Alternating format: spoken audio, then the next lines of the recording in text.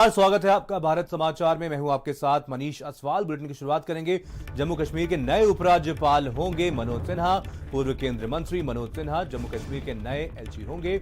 इसी मुर्मू के इस्तीफे के बाद कमान सौंपी गई है और यूपी के गाजीपुर से सांसद रहे हैं मनोज सिन्हा। तो आपको बता दें, जीसी मुर्मू के इस्तीफे के बाद मनोज सिन्हा को जिम्मेदारी सौंपी गई है। और आपको बता दें, पूर्व केंद्रीय मंत्री और वरिष्ठ बीजेपी नेता मनोज को जम्मू कश्मीर का एक नया उपराज्यपाल नियुक्त किया गया है। तो आपको बता दें, जीसी मुर्मू के इस्तीफे के बाद मनोज सिन्हा को यह जिम्मेदारी सौंपी गई है और जम्मू कश्मीर का नया उपराज्यपाल उन्हें बनाया गया है। ट्वीट आपको दिखा रहे हैं। सीएम योगी आदित्यनाथ ने ट्वीट किया, राष्ट्र सेवा हेतु समर्पित जन नेता, कुशल प्रशासक और संगठनकर्ता श्री मनोज सिन्हा जी को केंद्र शासित प्रदेश जम्मू कश्मीर का उपराज्यपाल नियुक्त किए जाने पर हार्दिक बधाई।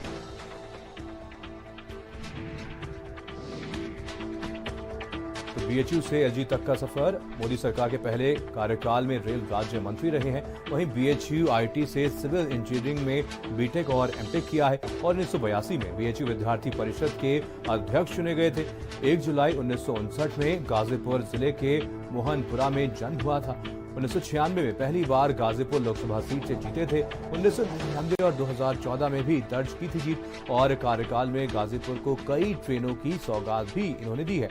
तो राजनीति में एक ईमानदार नेता के रूप में पहचाने जाते हैं। अवैस उस्मानी हमारे साथ, हमारे संवाददाता और ज्यादा जानकारी के साथ जुड़ गए हैं। अवैस, यहाँ पर अब जीसी मुर्मू के इस्तीफे के बाद कमान मनोज सिन्हा जी को दी गई है और क्या कुछ जानकारी आपके पास?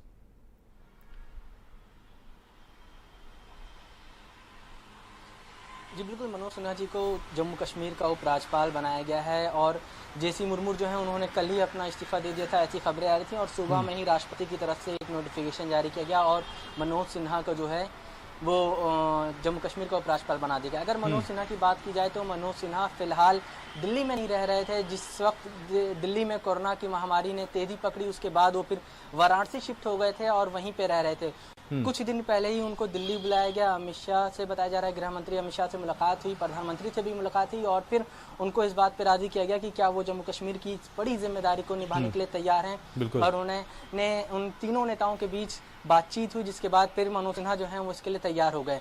ऐसा माना जा रहा है कि मनोज सिन्हा को ये जिम्मेदारी जम्मू कश्मीर के विकास के लिए दी गई है और राज्य सरकार और प्रशासन और केंद्र सरकार तीनों के बीच आपस में तालमेल बैठाने के लिए ये जिम्मेदारी, बड़ी जिम्मेदारी जो है वो उनको दी गई। अब देखना ही हुआ कि क्योंकि जैसी ऐसी खबरें भी आ रही थी कि मुर्मू के बीच में और जो गृह सचिव से जम्मू कश्मीर के, उनके बीच में थोड़ी खटपट थी और कई प्रशासनिक फैसलों पे आपसी सहमति नहीं बन पा रही थी। इसको देखते हुए उन्होंने इस्तीफा दिया और ये भी खबरें आ रही कि मुर्मू को कैग में भी भेजा जा सकता है। तो फिलहाल मनोज सिन्हा जो हैं वो आज या कल में वहां जा सकते हैं और ऐसा माना जा रहा है कि कल उनका शपथ ग्रहण समारोह भी हो सकता है जम्मू कश्मीर में। बिल्कुल मनोज, कहीं ना कहीं यहाँ पर माफ करिएगा कवेश, यहाँ पर मनोज सिन्हा जी को कहीं ना कहीं एक बड़ी जिम्मेदारी सौंपी गई है। यहाँ पर सवाल ही खड़ा होता है कि आखिर मनोज सिन्हा जी ही क्यों उनको कमान सौंपी गई है, उपराज्यपाल बनाया गया?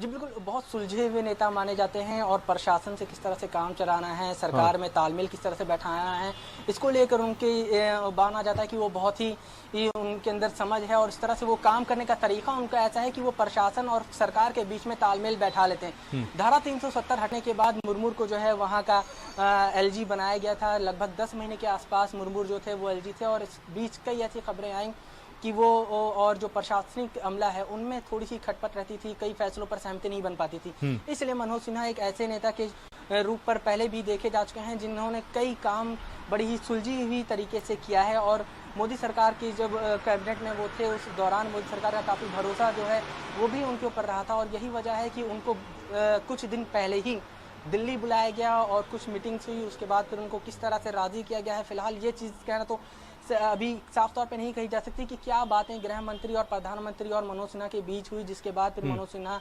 तैयार हुए वहां के उपराज्यपाल बनने के लिए, क्योंकि एक बहुत बड़ी जिम्मेदारी है। धारा 370 हटने के बाद जम्मू कश्मीर के विकास का रास्ता जिस तरह से खुला है और विकास के काम वहाँ पे जिस तरह से करने हैं, तो केंद्र सरकार की बहुत सी नीतियों को वहाँ पे सही तरीके से लागू करना है। कोई एक ऐसा व्यक्ति चाहिए था जो केंद्र सरकार और राज्य सरकार के बीच में आपस में समन्वय कायम कर सके और जो प्रशासनिक अमला वहाँ पे हो उससे भी अपना काम जो है वो करा सके और किसी भी तरह की कोई कहीं खटपट ना हो, जिस तरह से मुर्मू और प्रशासन के बीच में देखने में आया था कि उन लोगों में आपसी फैसलों में कुछ सहमति नहीं बन पाती, तो इस तरह की फिर से स्थिति पैदा ना हो, इसलिए एक ऐसे व्यक्ति को चुना गया जो बहुत ही सुलझा हुआ है। उसकी कार्य क्षमता जो है वो केंद्र सरकार अच्छी तरह से जानती है, खासतौर से प्रधानमंत्री की कैबिनेट में भी वो रह चुके हैं और उस दौरान उन्होंने जिस तरह से काम किया है, जो चलिए, कि तमाम जानकारी के लिए बहुत बहुत धन्यवाद अवैस। मनोज सिन्हा जी जम्मू कश्मीर के नए उपराज्यपाल हुए और एक बेहतरीन इंसान हैं, बहुत अच्छे एडमिनिस्ट्रेटर हैं। भारत सरकार के मंत्री के तौर पर उन्होंने बहुत अच्छा काम किया और एक बेहतरीन सांसद रहे।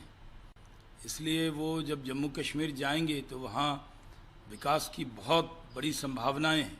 मनोज सिन्हा जी एक राजनीतिक व्यक्ति हैं, तो मुझे लगता है कि 3 बार मेंबर पार्लियामेंट रहे, केंद्र में मंत्री रहे, एक अपना उनका एक्सपीरियंस रहा होगा।